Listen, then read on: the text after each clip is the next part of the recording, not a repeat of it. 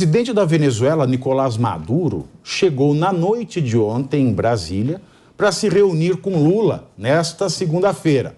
Além disso, o líder venezuelano participará da cúpula dos países sul-americanos, a Unasul, que acontece amanhã, terça-feira.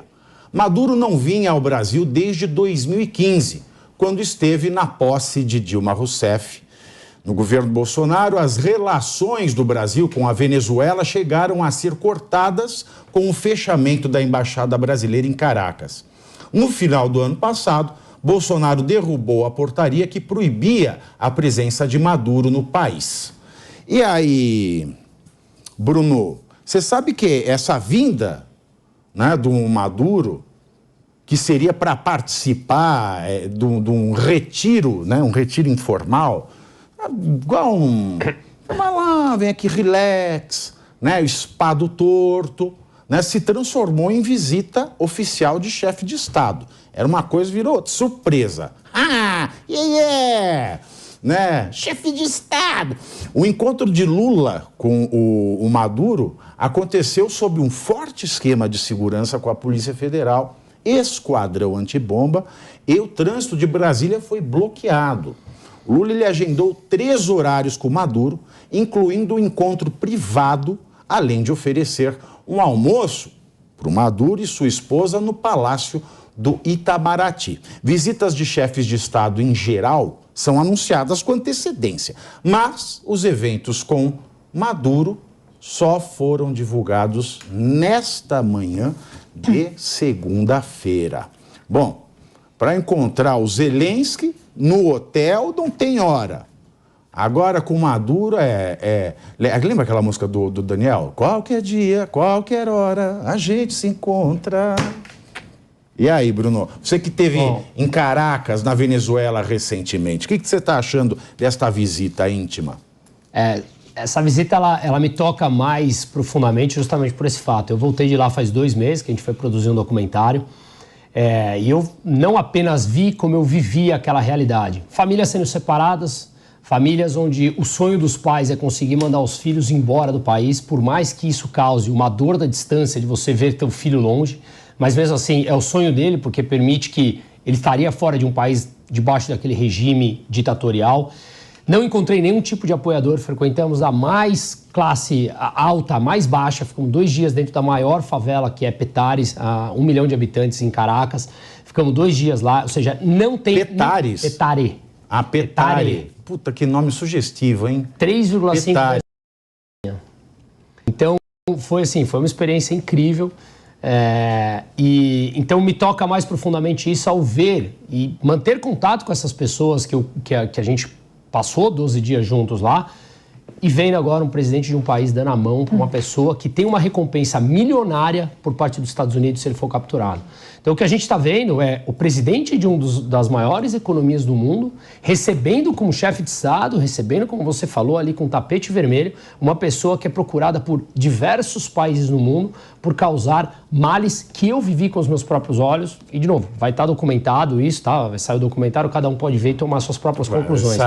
Vai sair se deixarem, né? Sair, né, Bruno? Dia 12, vamos esperar isso. Não levanta a bola, não.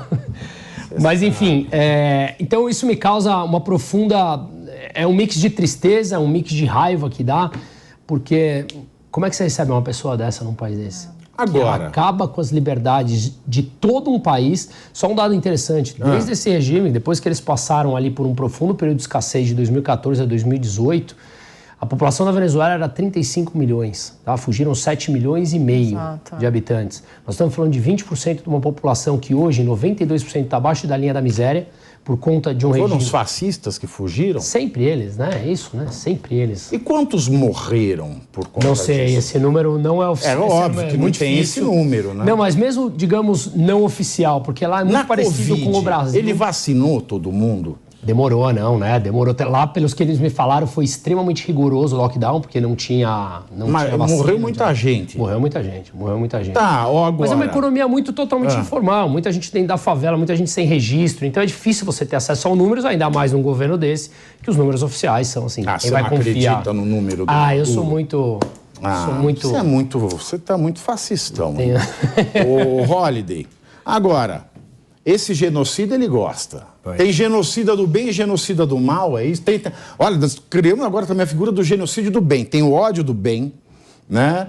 Aqui tem a prisão do bem. Tudo depende de quem está envolvido. Exato, tem o racismo do bem, agora tem o genocídio do bem. O Maduro é um genocida do bem? Olha, essa visita do Maduro eu vejo como duas consequências gravíssimas. Uma humanitária, uma diplomática. A humanitária é pelo seguinte: esse governo, antes de ser governo, falou muito em defesa da democracia e em defesa dos direitos humanos. Pois bem, o Observatório dos Direitos Humanos diz que a Venezuela tem hoje pouco mais de 240 presos políticos.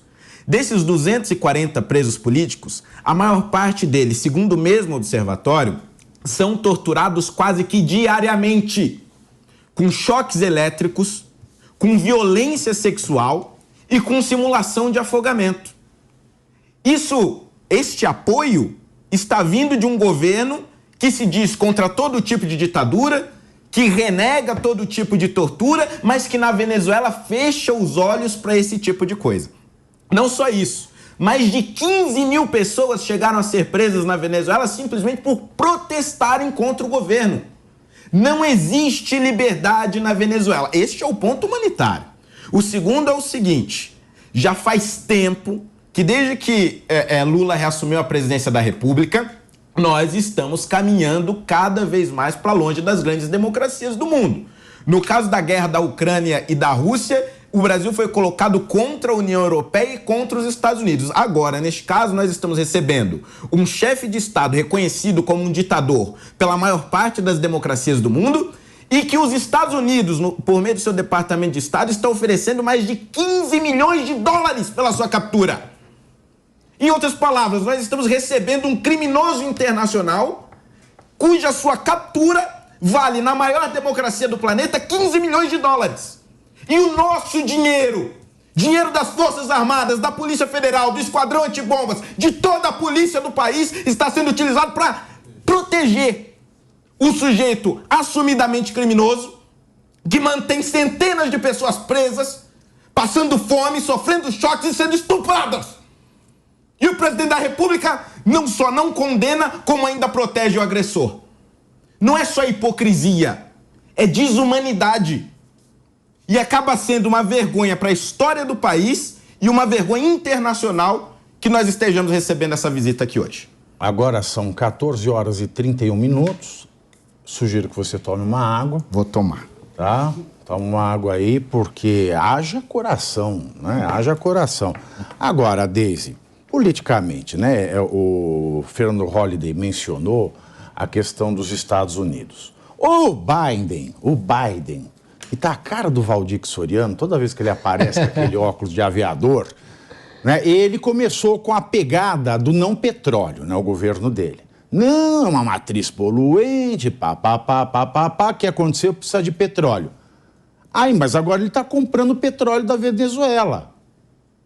E aí, ele quer prender o Maduro, o coiso é tudo, né? O Maduro, mas ele está dando sobrevida ao próprio Maduro comprando petróleo da Venezuela. Dá para entender? Não. Olha, Pavinato, eu vou reiterar o que eu falei hoje pela manhã numa conversa com jornalistas em relação a essa história do Maduro. Não se toca tambor para maluco dançar. Então, a partir do momento que o Lula recebe um ditador aqui no Brasil, agora, há pouco, eu acho que ele falou que os adversários vão ter que pedir desculpas às sanções que impuseram à Venezuela, né? Ele falou isso agora há pouco, colocando o Ocidente e aqueles que justamente impuseram essas sanções a um regime ditatorial como se fossem os criminosos, né? Mas isso me parece...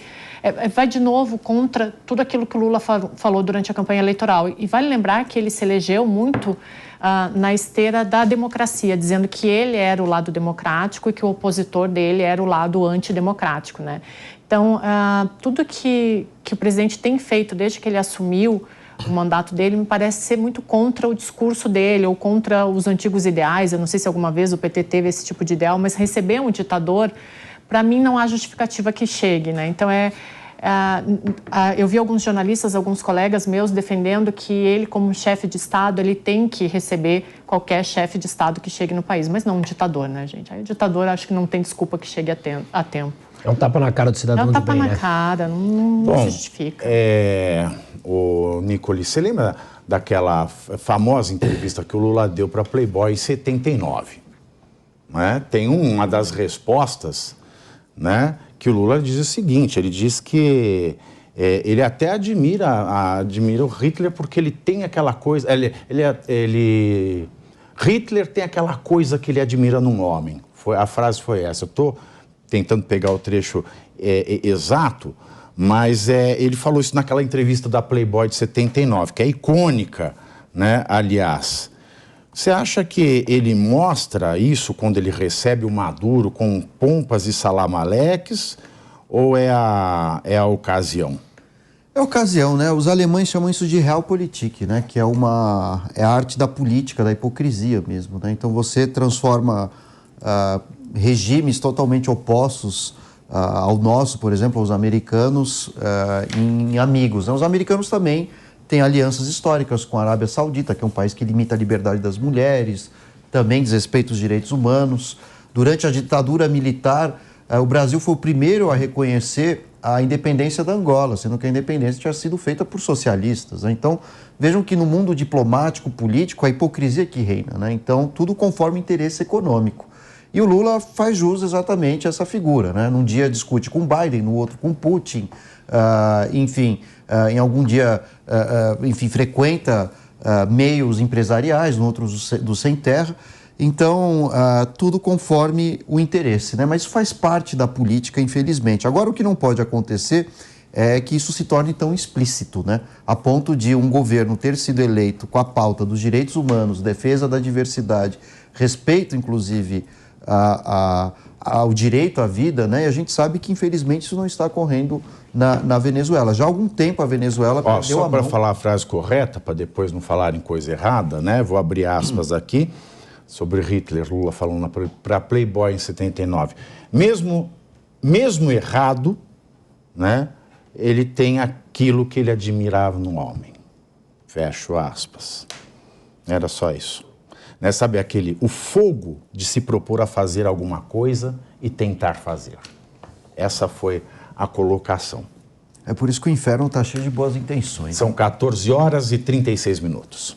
Mas aí, voltando à história, faz parte, né, da dinâmica política. O Trump se encontrou com Kim Jong-un, né, da Coreia do Norte, sendo que a Coreia do Norte também desrespeita os direitos humanos. Então, a política ela acaba criando mecanismos, né, de hipocrisia com relações com outras nações, que muitas vezes são incondizentes com os valores defendidos por um país. E o Lula faz jus exatamente a essa figura. Exatamente, porque o Lula lhe falou o seguinte hoje, tá? Mais cedo. Vou abrir aspas aqui. O preconceito continua ainda. O preconceito contra a Venezuela é muito grande. Quantas críticas a gente sofreu aqui durante a campanha por ser amigo da Venezuela. Havia discurso e não há discurso. Os adversários diziam, se o Lula ganhar as eleições, o Brasil vai virar uma Venezuela, uma Argentina, uma Cuba. Quando o nosso sonho era que o Brasil fosse o Brasil mesmo. Melhor. Fecho aspas. Hã? Tá melhorando sua imitação, viu? Tá. É treino, né? Treino. A gente precisa treinar. Mas eu até compreendo, né? Interesses comerciais eu compreendo. Né? Você vai visitar, por exemplo, uma visita à Coreia do Norte. Né? Eu não lembro qual foi a finalidade dessa visita. Foi só para tomar chá? Tinha alguma coisa nuclear? Eu não sei, eu não lembro. Porque, assim, esta visita do Maduro não faz sentido. Né? Porque ele ia vir para o final de semana, muito gostosinho, né? Aí vira uma visita de Estado, né? Com pompa, você vai, recebe para almoçar no no Palácio do Itamaraty. Eu ouvi dizer que tinha alguma negociação em relação à dívida da Venezuela com o Brasil, né? Mas por causa do regime ditatorial, até isso seria difícil. Até essa dívida da Venezuela com o Brasil para pagar seria difícil. Mas o ponto é que é isso que tu está falando, Pavinato. Ele transformou isso numa visita de Estado e é um ditador. E também é o que você estava falando, as relações comerciais entre o Brasil e a Venezuela estão mais ou menos 15% do que eram em 2013. Então está praticamente insignificante dentro da balança comercial. E mais, por tudo que o Maduro representa, que todos nós falamos aqui. Então está menos de 2 bilhões assim, o que o Brasil compra e vende, grande parte é exportado pelo Brasil, até pela capacidade financeira da Venezuela que está praticamente esgotada, né? Então, essas relações comerciais, elas são muito pequenas se comparado com outros países. Na verdade, os Estados Unidos, que estavam atrás do Maduro, deram sobrevida para o Maduro. Sim. Esse respiro é por conta desse petróleo.